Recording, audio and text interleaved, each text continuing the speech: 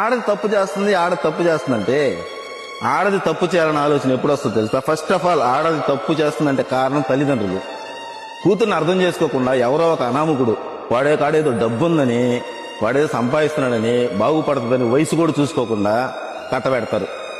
వాడు కొన్ని రోజులు బాగానే ఉండి ప్రేమగా చూసుకోకపోగా పెట్టే కష్టాలు తట్టుకోలేక, సరే భరించి నా తల్లిదండ్రులు ఉన్నారు కదా చూసుకుంటారని చెప్పి వాళ్ళని నమ్మి వాళ్ళ ఇంటికి పోతే వాళ్ళు అర్థం చేసుకోకపోగా పరువు అని నువ్వు సచ్చినా బతికినా వాడికాడే అనే ఒక డైలాగు, బొంగుల డైలాగ్ ఒకటి వదులుతారు.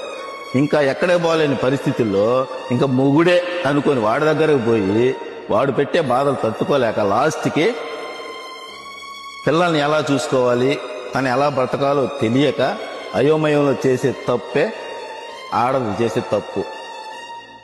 ఆడదానిగా పుడితే ప్రేమగా చూసుకునే భర్త అయినా ఉండాలి, లేదంటే అర్థం చేసుకునే తల్లిదండ్రులైనా ఉండాలి. వీళ్ళిద్దరూ లేకపోతే ఆడదాని జీవితం.